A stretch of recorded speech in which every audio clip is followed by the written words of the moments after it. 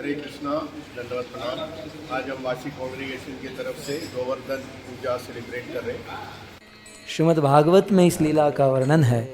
गोपियाँ कहती हैं कि हे कृष्ण, जब आप लगभग 5-7 वर्ष के थे, कृष्ण 5-7 वर्ष के थे और उस समय नंद बाबा, यशोदा मैया और पूरा ब्रज इंद्र की पूजा करने के लिए बड़ी तैयारी कर रहा था। और कृष्ण जब सुबह जगे तो उनको स्नान कराने वाला, कृष्ण को तैयार करने वाला कोई नहीं मिला। तब भगवान श्री कृष्ण यशोदा के पास जाकर कहते हैं, माँ आज आप लोग इतने बिजी हो, इतने एंगेज हो, कारण क्या है? माँ ने कहा, मुझे डिस्टर्ब मत करो, अपने बाबा को पूछो। नंद बाबा भी कुछ काम में व्यस्त थे। बाबा आप इतने बिजी क्यों हो? नंद बाबा कहते अपने माँ को पूछो। अब माँ के पास जाते हैं, पिता के पास, पिता माँ के पास। अंत में कृष्ण ने नंद बाबा के हाथ पकड़ लिए, कहा, बाबा आप ही बताओ कि आखिर बात क्या है, किसी की शादी है, कोई फंक्शन है क्या? तब नंद बाबा ने कहा, बेटा अज्ञात भवन्ति पर्जन्यों पर्जन्याद अन्न संभव। तो कहते हैं कि हम लोग गोपाल हैं और हमारा जीवन गाय के दूध के ऊपर निर्भर है।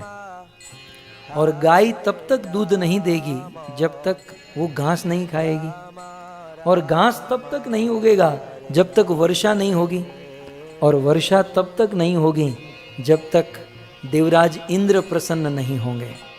तो बेटा, इंद्र को प्रसन्न करने के लिए, इंद्र की पूजा करने के लिए हम प्रति वर्ष ये भोग सामग्री बनाते हैं, इंद्र की पूजा करते हैं और इंद्र प्रसन्न होकर वर्षा करते हैं।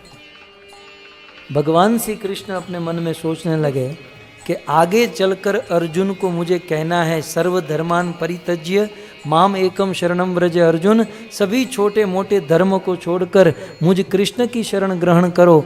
आगे चलकर मुझे प्रीचिंग करना है और मेरे घर के लोग ही किसी दूसरे की पूजा में लगे हैं।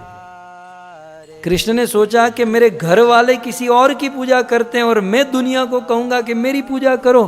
कृष्ण ने सोचा कि ये प्रीचिंग मोमेंट जो है वो घर से ही शुरू करना ठीक है। पहले घर वालों को अपने रेंज में लूं और फिर समाज में प्रीचिंग करूं। तो भगवान श्री कृष्ण ने 5-7 वर्ष की उम्र में ही प्रीचिंग करना शुरू कर दिया। कृष्ण ने नंद बाबा को समझाया, बाबा इंद्र की पूजा करने की कोई ज़रूरत नहीं है। तो बोले वर्षा कैसे होगी? कृष्ण कहते हैं, ये वर्षा जो है, ये बारिश जो है, इंद्र के ऊपर डिपेंड नहीं है, ये बारिश हमारे कर्म के ऊपर डिपेंड है। यदि हमारे कर्म में वर्षा लिखी है तो इंद्र तो एक मात्र मैनेजर है। आप मैनेजर जानते ना? हम जब बैंक में जाते हैं तो बैंक का जो कैशियर होता है, मैनेजर कैशियर, हमारे अकाउंट में यदि पैसे हैं तो उस कैशियर को, उस बैंकर को देना ही होगा। तो कृष्ण कहते हैं वो तो बैंकर है। यदि हमारे भाग्य में वर्षा लिखी है तो इंद्र को तो देना ही होगा, मजबूर होकर देना होगा। इंद्र कोई सुप्रीम स्वामी लॉर्ड नहीं है। इसलिए बाबा ये इंद्र की पूजा करने की जरूरत नहीं। जब कृष्ण प्रवचन करने लगे तो ब्रज के सभी छोटे बड़े गोप सखा सब लोग वहां पर आ गए। और कृष्ण बोलने में तो बड़े मधुर हैं, ये बोलते ना बड़ा मीठा बोलते हैं। आगे इसी गोपी गीत में यदि हम पहुंच पाएंगे उस श्लोक तक, तो गोपियाँ कहती हैं, कृष्ण बाकी सब छोड़ दो, कृष्ण हमको याद आ रही है आपकी वह मीठी वाणी। कृष्ण आपकी वाणी याद आ रही है, मधुर या गिरा वल्गु वाक्य या। आप क्या बोलते हैं, आप क्या बोलते थे मीठी भाषा, मधुर भाषा में, अनेकों शब्दों से अलंकृत भाषा। तो कृष्ण की वाणी सुनने के लिए सब लोग आ गए, सब लोग सुनने लगे और कहने लगे कि आप इंद्र की पूजा मत करो। तब धीरे धीरे सब लोग कृष्ण की बात सुनकर ब्रजवासी कहने लगे, तो कृष्ण इंद्र की पूजा न करे तो हम किसकी पूजा करें? कृष्ण ने कहा पूजा ही करनी है तो गिरिराज गोवर्धन की पूजा करो, क्योंकि हमारी रक्षा और हमारी गायों का वर्धन करने वाला यदि कोई है तो वह गोवर्धन है। और आज